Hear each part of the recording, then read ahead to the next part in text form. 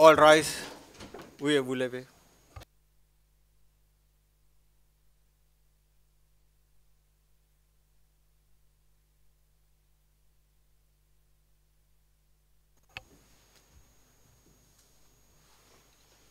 Please be seated.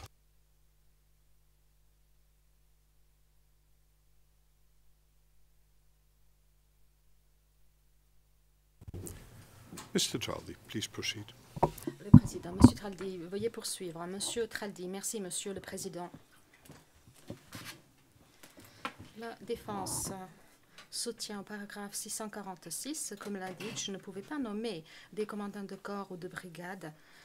Et la défense essaye de donc dire que c'est Karadzic qui contrôlait cela. En fait, nous pouvons voir que c'est Mladic qui est nommé les commandants des brigades. C'est dans la pièce P49-85 lors de la réunion avec Svetoslav Andreevitch à Vlasenica le 18 mai 1992. Skorovic a dit dans son témoignage que le personnel de l'état-major principal était promu et nommé sur la base des ordres de Mladic, même si ces ordres devaient être signés par Karadzic. Mais il y a une chose qui est encore plus cruciale. Karadzic et Mladic travaillaient ensemble pour mettre en œuvre l'objectif commun, les deux. Donc, répéter sans cesse qu'il est important d'avoir une unité entre les organes militaires et politiques, ce que Guerrero a appelé la valeur la plus grande de la VRS, P7391, page 3. Karadzic, en tant que commandant suprême, reconnaissait et se reposait sur le rôle essentiel de Mladic pour ce qui est des efforts déployés par l'armée. Lovanovic a expliqué par exemple que le président de la municipalité d'Ushko Korniacha, le président de la municipalité de Chajnice, et c'est la municipalité qui n'est pas couverte par l'acte d'accusation, était donc leur commandant de la brigade là-bas au début. Il voulait remplacer le commandant qui avait été nommé par la suite conformément à la décision de l'état-major principal. Lorsque Milovanovic a demandé que le colonel Milenko Jivanovic se plaigne à Karadzic, Karadzic a appelé Korniacha et a dit, je cite, Dushko, nous sommes médecins, nous ne savons pas comment commander pendant la guerre. Laissons les professionnels commander. Fin de citation. Et c'est comme cela que c'était pendant la campagne de nettoyage. Karadzic rencontrait Mladic pour donner des lignes directrices pour ce qui est de la stratégie, mais laisser les professionnels commander l'armée, comme Karadzic a dit en janvier 1994, je cite, j'acceptais les décisions de tous les officiers et du général Mladic, CP 040 94, page 2. Alors que Karadzic donnait des ordres concrets, en particulier plus tard pendant la guerre, c'était une exception et il n'y avait pas de preuves disant que Karadzic contournait Mladic ainsi que l'état-major principal pour donner des ordres aux unités de la VRS de commettre des crimes à leur insu.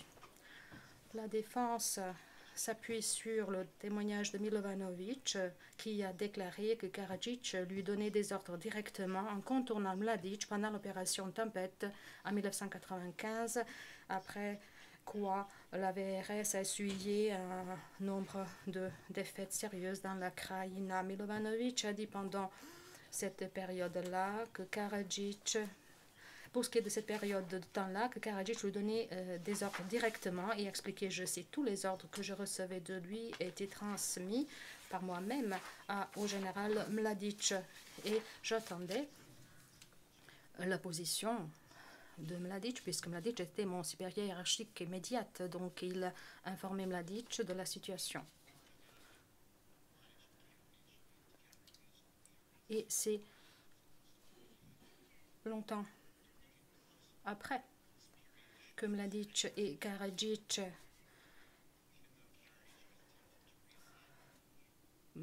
nettoyaient ethniquement la plus grande partie de la BH en utilisant de la VRS, il n'y avait pas de pertinence pour ce qui est du commandement et du contrôle de Mladic par rapport aux incidents retenus dans l'acte d'accusation. Mais lorsqu'on procède à l'examen approfondi de ces preuves, on peut voir que Mladic a continué à commander et à contrôler, et à la fin, Karadzic a retiré sa décision.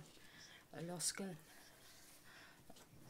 la défense parle de cela au paragraphe 3287 de son mémoire en clôture. Donc elle parle de cela. Par le commandement et le contrôle ferme, Mladic faisait ou contribuait à la mise en œuvre de l'entreprise criminelle commune principale dans cette affaire. D'autres contributions de Mladic sont indiquées au paragraphe 290 de notre mémoire en clôture. L'un des messages que Mladic faisait diffuser par la chaîne de commandement était le point de vue des membres de l'entreprise criminelle commune, dont M. Tiguer a parlé, que les non-serbes étaient leurs ennemis. Le président, M. Traldi, vous êtes invité à ralentir votre débit. M. Traldi, je vais essayer de le faire, Monsieur le Président. Mladic a écrit: il faut que vous continuiez de façon énergique à avancer et de ne prêter pas attention à ce qui se passe autour de nous. Les Turcs doivent disparaître de ces régions. Fin de citation. La défense. Et ici, on voit son désir d'expulser cette population, et que ce désir commence à se réaliser. Dans la pièce P1719, Mladic explique que beaucoup de ces musulmans de Bosnie n'étaient même pas turcs, mais Podgorice. C'est une expression péjorative, et il les appelle racailles, qui a trahi le peuple serbe. Et ce message a été diffusé par la chaîne de commandement à tous les échelons de la VRS. Nous voyons que le témoin Dragicevic, qui était commandant adjoint pour les affaires juridiques, pour le moral et les questions du culte, a écrit que les Serbes sont supérieurs aux musulmans du point de vue génétique, plus forts, plus jolis et plus intelligents. Il les appelle Podgorice. Et au paragraphe 72 à 82 de notre mémoire en clôture, nous soulignons le rôle clé que jouait le secteur de Dragicevic lors de la propagande et de la campagne qui visait à diffuser les messages concernant l'objectif criminel commun qui devait être mis en œuvre sur le terrain. Nous voyons que par la diffusion de ce message au niveau des corps de la VRS, et c'est surtout dans le rapport de Bogojevic que l'ennemi devait être déplacé, c'est par rapport aux populations musulmanes et croix de Kotor-Varouche. CP 38-18, Marco Samardzija, officier du 17e brigade, a fait référence à notre ennemi interne, la population musulmane dans nos villages. P519, également dans l'exhortation du commandant Galic du SRK par rapport à ces soldats qui disaient, je cite, la valeur de chaque individu et chaque unité se mesure et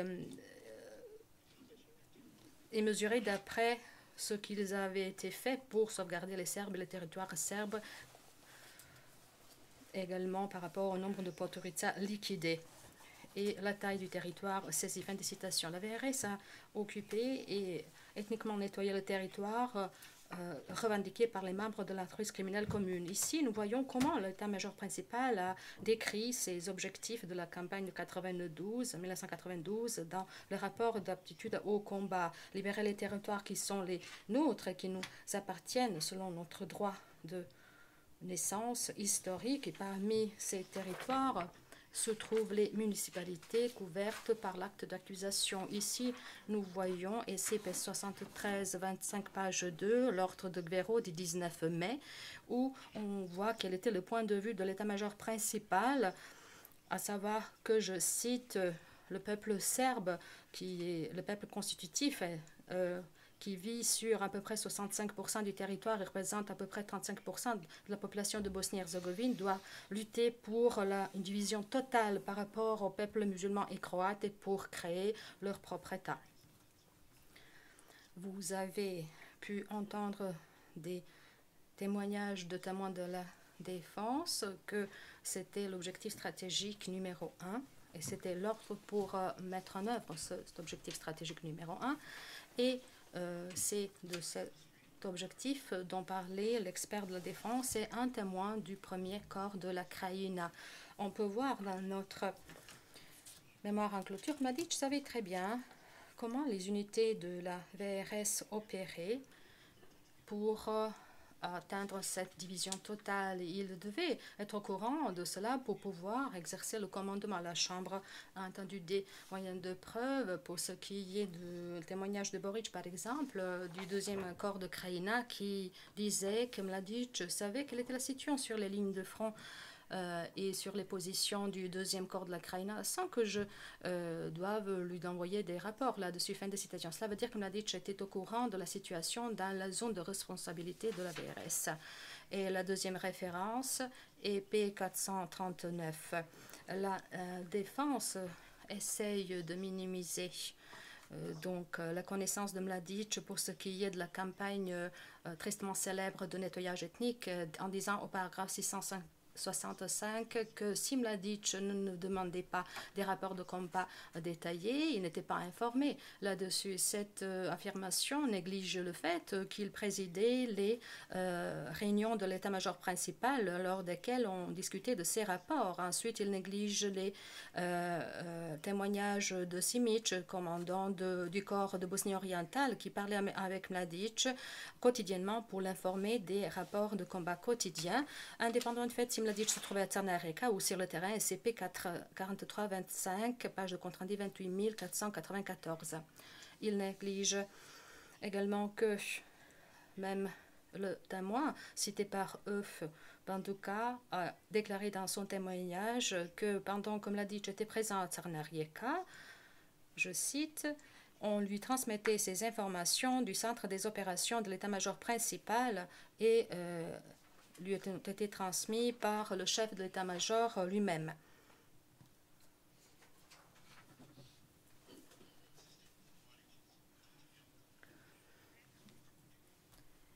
Par rapport à la connaissance détaillée de Mladic concernant ce que ces unités faisaient, il était au courant du fait que ces ordres étaient exécutés par la perpétration des crimes à grande échelle. Nous savons qu'une campagne tristement célèbre a été menée, et c'est au paragraphe 283 et 479. Beaucoup de crimes retenus dans l'acte d'accusation étaient connus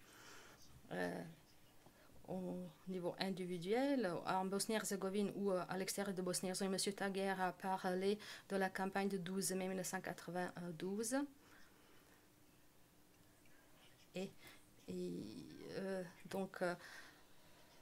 La communauté internationale était au courant de la campagne de nettoyage ethnique et Mladic aurait dû être au courant de cela parce qu'il recevait des communiqués de presse des organisations internationales.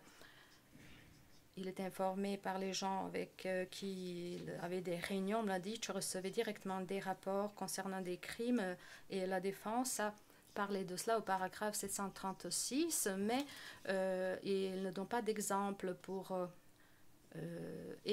la défense affirme qu'il recevait des rapports du système judiciaire militaire concernant des poursuites au pénal engagées contre les auteurs de ces crimes. Et je vais parler du système de justice militaire dans quelques instants, mais j'aimerais ici dire clairement que dans ces rapports, il n'y a rien pour nous laisser entendre que les auteurs des crimes contre les non-serbes étaient poursuivis au pénal.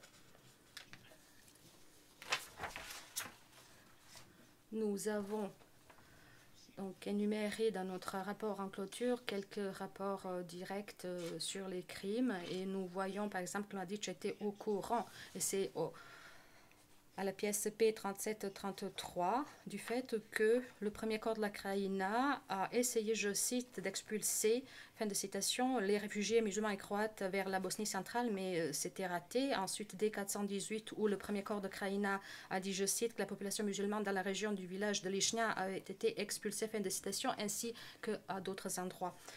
Dans ces rapports, on peut voir des exemples des moyens utilisés par la VRS pour mettre en œuvre l'objectif commun des membres de l'entreprise criminelle commune. Les moyens de preuve démontrent que la VRS ainsi que d'autres forces des Serbes de Bosnie appliquaient le même scénario pour commettre des crimes sur les territoires revendiqués par les Serbes.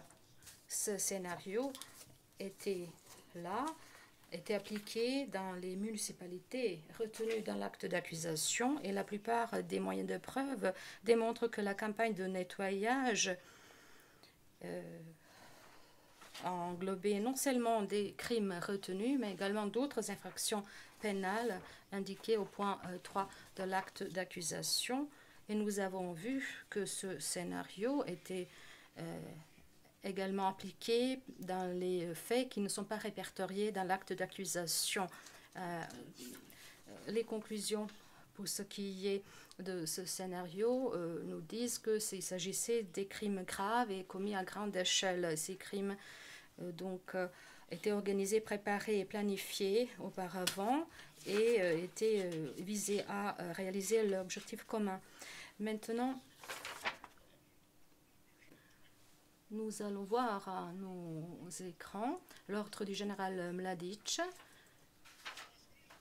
qui représente une partie de la directive 4 signée par Mladic, où il est dit qu'il faut exténuer l'ennemi, lui faire essuyer les pertes les plus grandes et les contraindre à quitter Birajepa et Goražde avec la population musulmane. Fin de citation. Il s'agit d'un ordre sans équivoque qui disait que la population musulmane devait être expulsée. Un ordre visant au nettoyage ethnique. Et cette interprétation claire de cet ordre est confirmée par le fait que la VRS avait mis en œuvre la directive 4 en expulsant des milliers de musulmans de Bosnie, de la région de Birac. Ensuite, la genèse de la directive 4 pour ce qui est donc de sa rédaction, et c'était à la réunion entre Mladic et les dirigeants des Serbes de Bosnie haut placés, lorsqu'ils discutaient de besoin de nettoyer de la Bosnie orientale, où par exemple l'exécution de l'ordre du commandant Jivanovic, où il est ordonné explicitement aux unités d'expulser la population musulmane. Et sur la base de l'objectif de Mladic et d'autres membres de l'entreprise criminelle commune pour avoir une Bosnie orientale serbe et homogène, ce qui avait été déjà réalisé en procédant au nettoyage ethnique à grande échelle avant la rédaction de la directive 4. Donc, ce sont les paragraphes 412 et de notre mémoire en clôture. Il s'agit des opérations systématiques de nettoyage ethnique des villages, d'un village à la fois, P73-61, ensuite la destruction sans motif des hameaux musulmans autour de l'enclave Tierska, P21-93, P40-93, et comme le commandant Jivanovic de DK a dit à ses subordonnés dans la pièce P21-92, est-ce que les maisons des Turcs sont en flammes? La réponse oui, elles sont en flammes. Réponse, c'est très bien, il faut qu'on incendie le plus de maisons possible.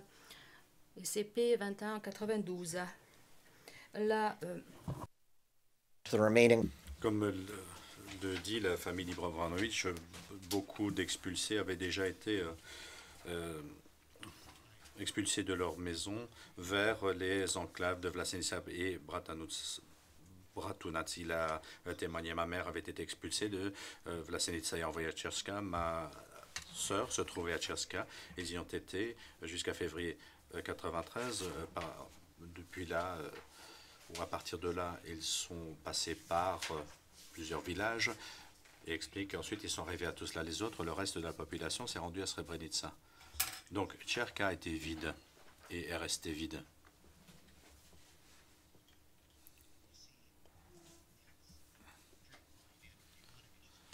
Ici, vous voyez l'ordre de Jivanovic, commandant du corps de la Drina, P-2095, qui rend un ordre et explique qu'il a été décédé qu'en vertu de la directive numéro 4, il faut infliger à l'ennemi le plus de pertes possible, les épuiser, les casser ou les contraindre de se rendre et obliger la population musulmane locale à abandonner la zone de Tcherska, Jepa, Srebrenica et Goražde. Et donc, Jivanovic a compris qu'il mettait à exécution un ordre d'expulser la population.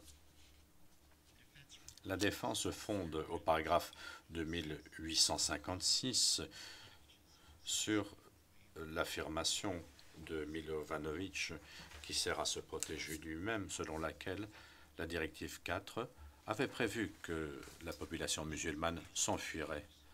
Si tel était le cas, Jivanovic n'aurait pas dû ordonner leur expulsion et la conduite de l'opération, comme on peut le voir tout au long de la campagne de purification, que le but était d'expulser et de nettoyer le territoire. La défense affirme également, paragraphe 2854 de son mémoire, que Butler a témoigné que la directive 4 visait légitimement une portion de la population qui aidait l'armée bosniaque. En réalité, il a témoigné que c'est illégal et que la VRS visait la population civile d'une manière générale. Compte rendu d'audience, pages 16135, 16136 et 16144, 16145.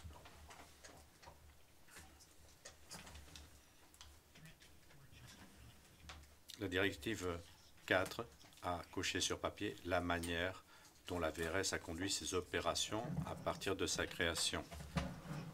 Le nettoyage logistique systématique mené dans sa mise en œuvre reflétait ce que la VRS avait déjà fait dans les territoires revendiqués par les Serbes. Et donc, ce que s'est dit, c'est que la manière de mener la guerre des Serbes, brûler des villages, expulser les non-Serbes et ne leur rien laisser pour retourner, n'était pas une coïncidence. La directive a simplement codifié une pratique bien établie de la VRS et le nom et la signature qui avait dirigé la VRS dans la mise en œuvre de la campagne de purification dès la création de l'armée était le général Mladic.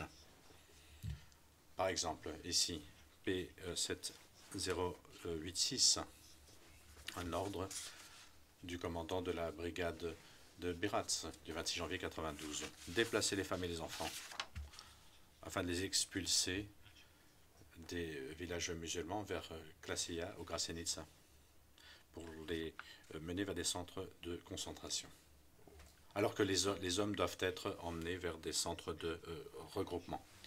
Se reprend l'interprète. Andrich a reconnu que cela signifie que les femmes et les enfants dans les villages musulmans devaient être déplacés vers des villages musulmans. Compte rendu d'audience, page 34 773, et leur donner à ses subalternes de les déplacer. Et il se rendait compte des implications de cet ordre.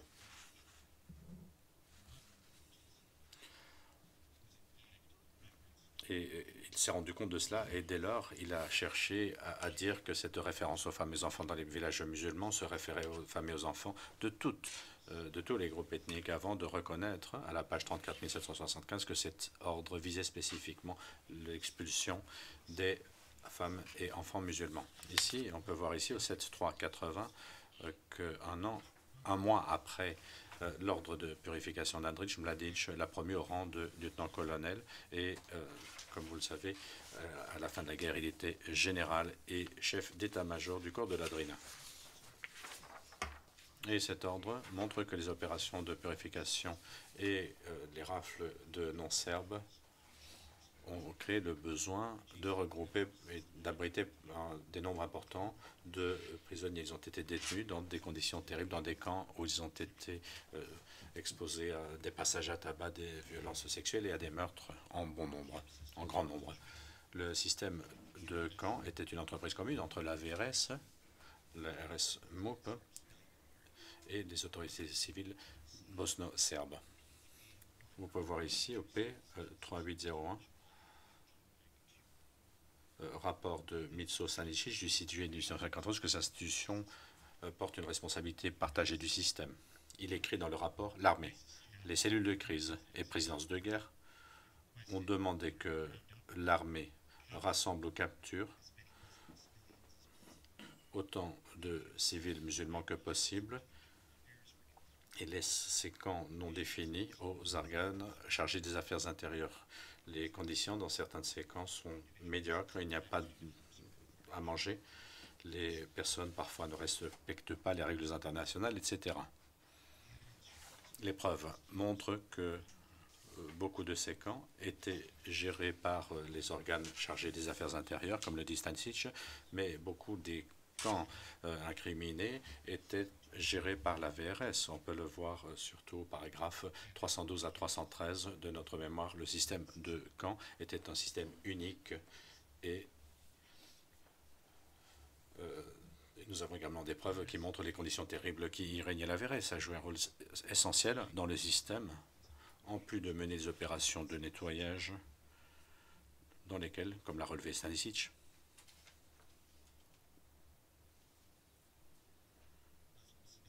les civils musulmans étaient regroupés, capturés. La VRS organisait des camps, notamment les camps incriminés de Bijeljina, Banja Luka, Foča, Kalinovic, Rogatica et Ternopolje à Prijedor. Comme dans tout le reste du système, les conditions dans ces camps étaient horribles. Pour le moment, je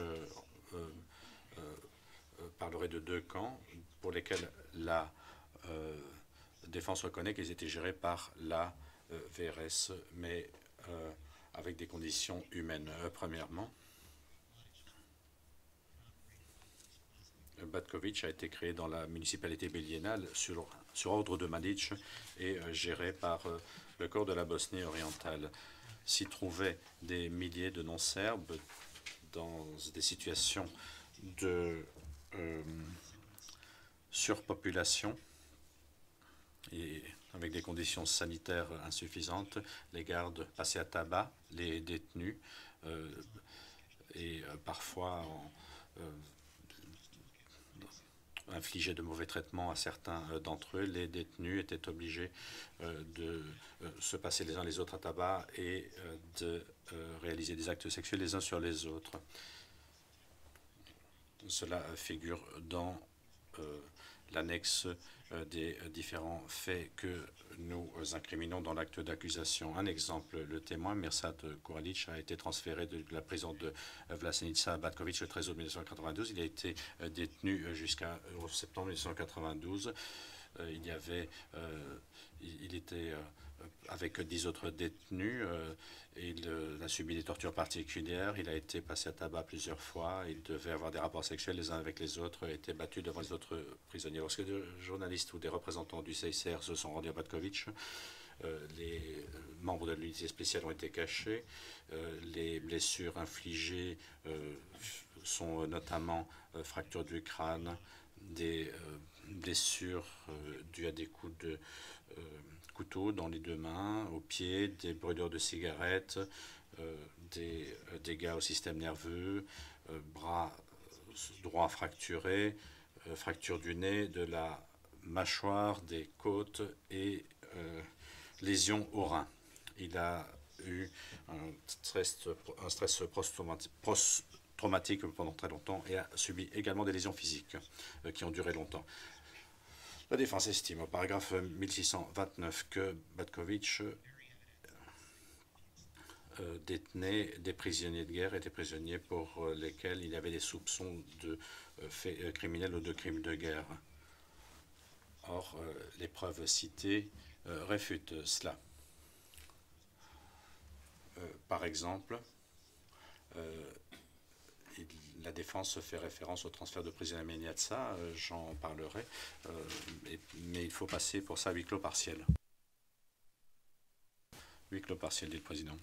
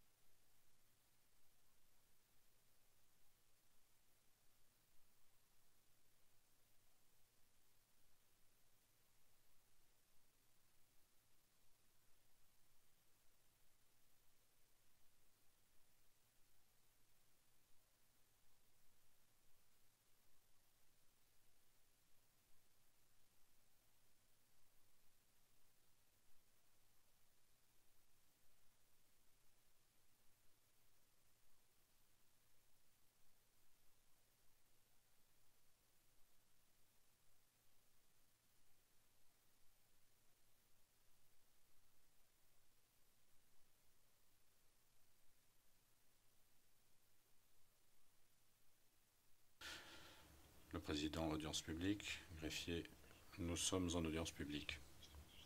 Merci, monsieur le greffier, dit le président. Accusation. Le témoin de la défense et juge militaire Bojanovic a dit avoir visité les camps, compte rendu page 27 975, et Adnan, l'autre défenseur de la défense, a reconnu qu'il savait qu'il était détenu à Batkovic du simple fait qu'il était croate. Je cite. Je ne voyais aucune autre raison ou explication. Fin de citation.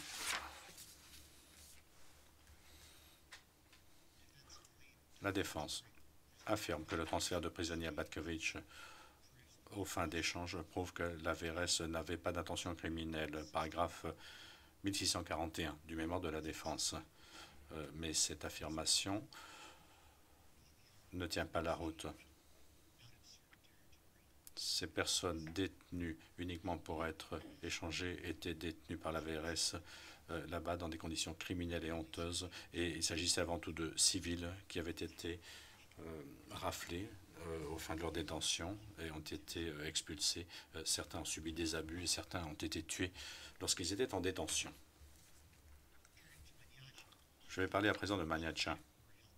Le premier corps de Krajina y a tenu des milliers de détenus, la quasi-totalité des non-serbes. Ils étaient détenus sans être suffisamment alimentés. Ils n'avaient pas assez à boire et à manger dans des étables surpeuplées. Ils étaient pour beaucoup passés à tabac. Ils ont subi de mauvais traitements et 10 ont été tués. Par exemple, un juge de Sanskimos a été transféré à Maniatsa le 17 juin 1992. Il a été régulièrement battu dès son arrivée. Il a perdu connaissance à plusieurs reprises. Lorsqu'il était battu par les soldats et la police militaire, il a perdu une dent, a perdu approximativement un tiers de son foie en raison de l'insuffisance de l'alimentation dans le camp, avant d'être transporté en décembre 1992 en Allemagne. Lorsqu'il a fait sa déclaration en 2000, il ressentait encore des douleurs du fait des passages à tabac. Tout cela peut être retrouvé au P3293. La défense déclare également que la VRS a... La défense affirme également que la VRS a libéré des détenus dont il était constaté qu'ils n'avaient pas participé au combat. Tout cela est basé sur les preuves relatives à Maniatsa. Ces preuves, P241, montrent que 700 détenus ont été transférés vers la Croatie en novembre 1992. Ceci a finalement complété leur expulsion permanente des territoires revendiqués par les Serbes. La défense a admis que les dirigeants serbes avaient imposé cela comme condition pour fermer le camp. L'autre preuve invoquée est P219 qui parle de l'intention de discuter de la possibilité pour certains détenus de rentrer chez eux à Sanski-Most, mais ne cite aucun exemple de telle chose qui se soit concrétisée parce que la VRS avait détruit leur maison lors des opérations de nettoyage. Nous y reviendrons, nous examinons cela dans ce que nous disons au sujet des municipalités. Ici aussi, les preuves montrent que les prisonniers détenus par la VRS à Mindset étaient des civils, essentiellement. Et je vous renvoie P20, P21, P220, P221, je reprends l'interprète, et la déclaration de Adil Medic selon laquelle Vukelic lui avait dit que peu de détenus de Maniatsa avaient quelque chose à voir avec un conflit armé. Au paragraphe 72 de son mémoire, la défense conteste l'utilisation par Piers Turkers de preuves paroïdiques selon lesquelles Mladic contrôlait les centres de détention, en ce compris Batkovic. Premièrement, les preuves montrent que Mladic lui-même a dit à Tucker qu'il contrôlait ces centres. Ce n'est pas une preuve paroïdique, c'est un aveu. Deuxièmement, à Kula, la défense fait également abstraction du témoignage de son propre témoignage. Savo Soskanovic, officier de l'état-major principal, selon lequel la prison de Kula se trouvait sous le contrôle de l'armée. C'est une citation. Comme nous l'indiquons dans les arguments sur Elidja, les officiers de la VRS, en ce compris des membres du commandement de la SRK, exerçaient ce contrôle en partie en approuvant l'utilisation de détenus de la prison de Kula pour du travail forcé sur le front. Et au cours de ces opérations, certains ont été tués. La défense explique que ce sont des gens qui l'ont fait en violation des ordres, mais le document cité par la défense, note de bas de page 3058, montre que les officiers de la VRS, en ce compris le chef de la sécurité, Marco Ledonia, a approuvé ces missions de travaux forcés. Kula était l'un des centres du système des camps de détention, comme Batkovic et Foča et Maniatsa. La défense affirme au paragraphe 1324 que 156 personnes y étaient logées à Kula, seulement des combattants, alors que les documents bosno-serbes, par exemple P3808, reflètent que des milliers de civils non-serbes étaient passés par Kula en octobre 1994. Nous écrivons au paragraphe 322 à 332 de notre mémoire quel a été le nombre immense de civils qui ont été détenus dans l'ensemble de ce camp de divers systèmes qui correspondaient à la pratique mise en œuvre à Batkovic, Maniatsa et Kula, et tout cela sur l'ordre d'Andrić, dont nous avons déjà parlé.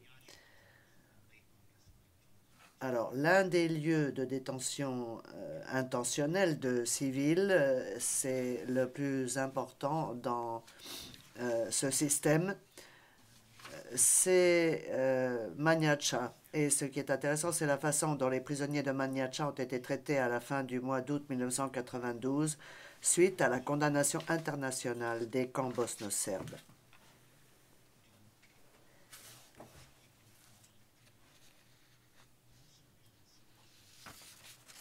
Mladic a rencontré le président, puis l'état-major principal a chargé le personnel du camp de Maniatsa de traiter ses détenus. Le camp a identifié 92 personnes qui n'avaient pas participé à des activités de combat qui avait des problèmes de santé importants et qui avait attiré l'attention des journalistes et des représentants des organisations humanitaires. Et dans la pièce P4288, page 1, vous pouvez constater vous pouvez constater cela dans une émission de la BBC. Dans la pièce P243, on voit des prisonniers qui attirent l'attention internationale également. Mais 3 semaines plus tard, 3 de ces 92 prisonniers que le personnel du camp avait identifiés ont été libérés en vertu de l'amnistie accordée par le président Karadzic. Et je vous renvoie au paragraphe 341 de notre mémoire en clôture à ce sujet. Enfin, pour aujourd'hui, je souhaite ajouter que la défense a tenté de réduire au minimum les éléments de preuve concernant les différents crimes individuels qui figurent à l'acte d'accusation. La défense laisse entendre que ces crimes ont été commis par des soldats ivres qui auraient agi de leur propre initiative ou par des civils qui auraient revêtu des tenues militaires et les jours particuliers où la VRS a attaqué tel ou tel village.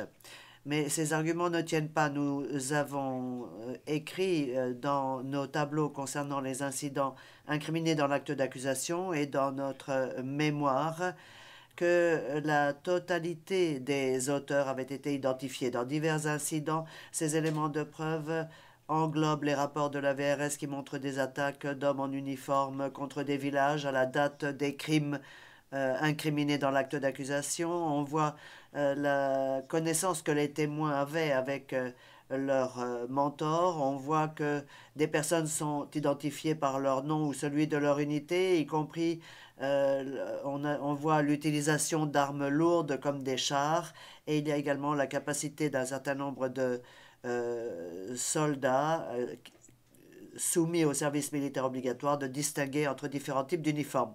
Je voudrais que nous nous penchions sur un incident particulier qui concerne le nettoyage d'un village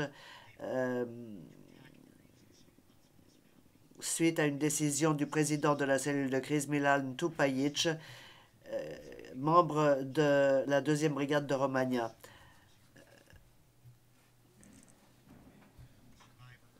Nous avons là l'ordre de Krstic la veille concernant les zones à attaquer dans la municipalité en question, pièce P6641, et cet ordre est complété par l'ordre du commandant Galic du corps de Romagna Sarajevo, P7408. Un survivant, Munira Selmanovic, explique que le 22 septembre 1992, une survivante, correction de l'interprète. Munira Selmanovic explique que le 22 septembre 1992, elle a vu des soldats vêtus de tenues de couleur vert-olive et d'uniformes de camouflage qui regroupaient les villageois musulmans et les emmenaient en direction d'un champ. Pièce P717, paragraphe 8. Elle a reconnu Momčilo Pajic, un Serbe qu'elle connaissait très bien, qui était chargé des soldats. Paragraphes 11 et 12. Pajic était un capitaine qui commandait la 2e brigade de Romagna, même unité que celle qui a été évoquée par Tupajic.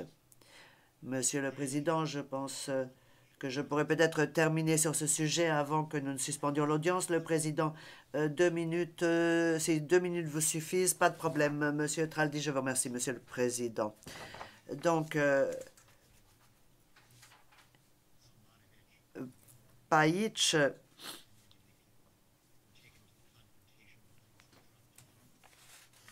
lorsque il est revenu, a procédé à la séparation des hommes par rapport aux femmes et aux enfants ainsi qu'aux personnes âgées. Et Selmanovic et d'autres femmes et enfants ont été emmenés jusqu'aux lignes de confrontation et abandonnés à cet endroit avant de retourner à pied dans Sarajevo assiégé. Elle avait supplié de pouvoir emmener avec elle son fils qui était adolescent, mais ce dernier a été retenu dans ce champ de Metalka. La deuxième brigade de Romagna, vous la verrez sur une diapositive. Ce soir-là, à 18 h, il s'y est produit le Chichtenie, le nettoyage du village. D'ici à la tombée de la nuit, Tupaïch savait que les hommes avaient été assassinés. Pièce P 3170, pages 15427 et 15428 du compte-rendu d'audience également.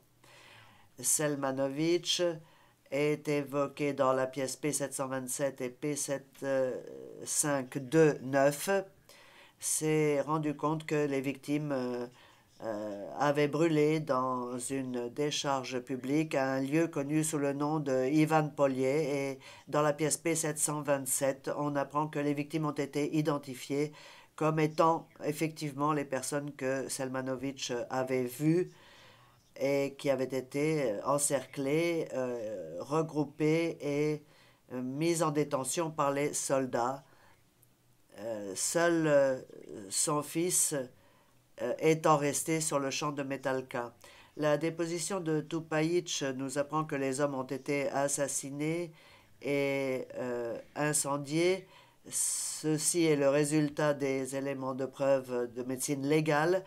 Et les mêmes informations se retrouvent dans la pièce P727 et à la page 68-18 du compte-rendu d'audience. Donc, ces éléments composent une mosaïque qui est cohérente par rapport aux auteurs de ces crimes et à la nature de ces crimes. Je vous remercie, Monsieur le Président. Le Président, je vous remercie, Monsieur Traldi. Pour des raisons pratiques, je demande quelle est la suite qu'envisage l'accusation. Monsieur Tiger, Monsieur le Président, nous avons respecté à peu près l'horaire que nous avions prévu pour la matinée d'aujourd'hui. Donc nous sommes, je crois, toujours dans les temps. Le Président, eh bien, une dizaine de minutes de différence ne font guère de différence en tout cas. Nous allons lever l'audience pour aujourd'hui. Nous reprendrons demain, mardi 6 décembre à 9 h 30 dans ce même prétoire.